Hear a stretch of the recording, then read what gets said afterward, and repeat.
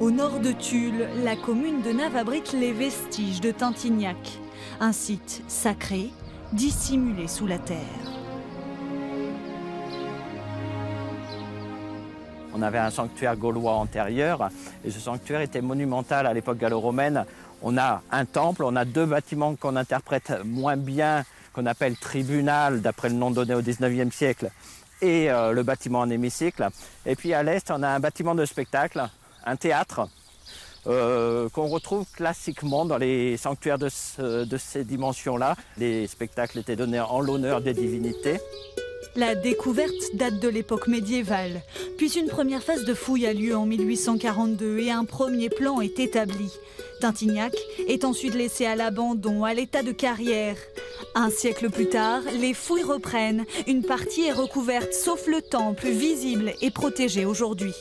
On s'aperçoit que ce site a vraiment une ampleur au niveau de la tribu Les Mauvises qui occupait le Limousin, non seulement par le caractère des bâtiments, dont certains sont complètement inconnus au niveau de la morphologie, on n'a pas de référence, au niveau du mobilier qu'on a pu retrouver à l'époque gallo-romaine, mais également dans le sanctuaire gaulois qui se trouvait donc à antérieur, qui se trouvait sous les vestiges gallo-romains. Et ce sanctuaire gaulois donc, qui a révélé des objets qui sont complètement uniques au monde. Des trompettes de guerre en bronze sont mises au jour. On les appelle des carnix. En tout, 7 ont été trouvés en 2004 par Christophe Maniquet. Des casques, des armes, des fragments d'animaux en bronze sont aussi découverts. Ces objets témoignent de l'importance de Tintignac. Pour que ce site sorte de l'ombre, Christophe Géretti, à la tête de la mairie en 2014, lance un grand projet. Il a été développé la mise en œuvre d'un musée. Au-delà du musée, il y a la nécessité de mettre des sentiers d'interprétation avec de la médiation.